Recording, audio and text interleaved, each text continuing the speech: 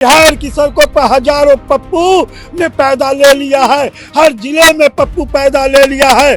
आप निश्चिंत रहिए, एक पप्पू को जेल में डालिएगा, 1000 पप्पू पैदा होगा। हर जिले में पप्पू, हर घर में पप्पू पैदा होगा। प्रशासन पे एक सवाल उठता है कि हमें पुराने मामले में जिसमें वो पेशी की थी उसमें हमें बेल मिल गया और नए मामले में हमको बुद्धा कॉलोनी थाने अंतर्गत केस करके 72-26 में हमें फिर से जेल में रखने का काम किया। साजिश हो रही है, एकदम साजिश हो रही है कि नौजवान जानते हैं, गरीब जानते हैं कि उनकी लड़ाई लड़ने वाला मात्र एक सांसद पप्पू यादव है और कोई नहीं है। साजिश नहीं होता तो जैसे इसमें 32 साल पुराने मामले में बेल हुआ तो नया केस नहीं होता।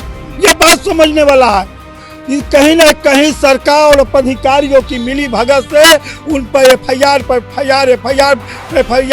रहे हैं। प्रशासन का वो सबका रवैया था कि उस टाइप तो लग ही रहा था कि जो इंस्पेक्टर आए थे सिविल ड्रेस में 8-10, जैसे लग रहा था कि क्रिमिनल है। बेटी गायत्री को इंसाफ मिले और पप्पू यादव को 32 साल पुराने मामले में भेजा।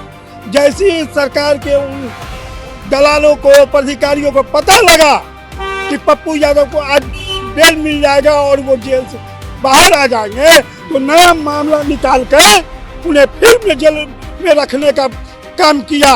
पूर्णिया से निर्दलीय सांसद पप्पू यादव को गर्दनी बाग मामले में जो है बेल मिल गई है, लेकिन जो फटकार लगाए हैं कि दलील पेश की गई सरकार के वकील के द्वारा कि ये हाई कोर्ट से कोर्ट से जो है वो गायब रहते थे। हमारे साथ समर्थक है, बातचीत करेंगे। पप्पू यादव लगातार जब उनकी देर रात गिरफ्तारी हो रही थी तो उन्होंने कहा कि साजिश के तहत हमें मारना चाहते हैं लोग, इस तरह की बातें कही जा रही थी। एकदम उस टाइम ऐसा माहौल था, प्रशासन का वो टाइप का रवैया था कि उस टाइप तो लग ही रहा था कि जो इंस्पेक्टर आए थे सिविल ड्रेस में 8-10, जैसे लग रहा था कि क्रिमिनल है। वो गोली मार देती, क्या करती, सीढ़ी से धक्का दी थी। आप लोगों ने सब देखा था, न्यूज फुटेज चला था। आज हम लोग न्यायालय के समक्ष पेश हुए और हमारी जीत हुई पुराने मामले में। आज हमें बेल मिल गया। मगर देखिए, प्रशासन पे एक सवाल उठता है कि हमें पुराने मामले में जिसमें वो पेशी की थी उसमें हमें बेल मिल गया और नए मामले में हमको बुद्धा कॉलोनी थाने अंतर्गत केस करके 72-26 में हमें फिर से जेल में रखने का काम किया। साजिश हो रही है, एकदम साजिश हो रही है, एकदम पूरी साजिश हो रही है। जान का खतरा भी है, एकदम जान को खतरा है।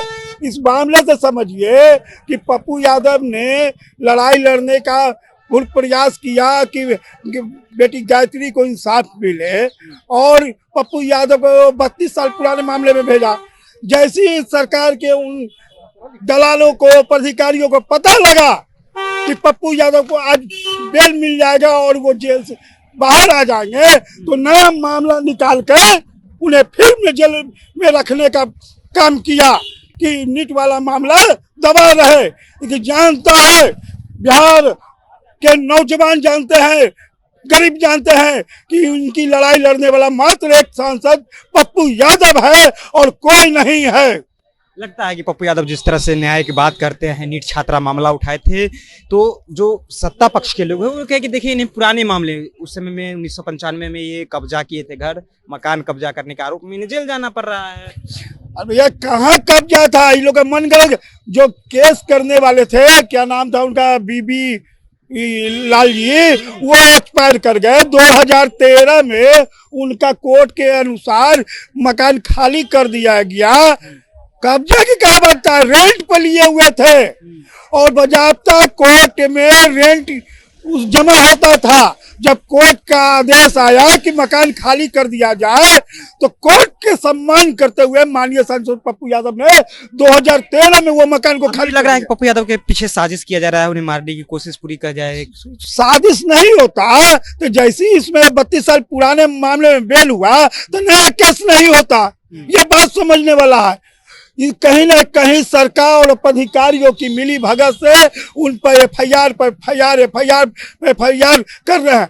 तो आप घबराइए नहीं नीतीश कुमार जी, और जो भी अधिकारी में सम्मिलित हैं आप चिंता नहीं कीजिए, एक पप्पू को जेल में रखने से नीट वाला मामला रुकने वाला नहीं है।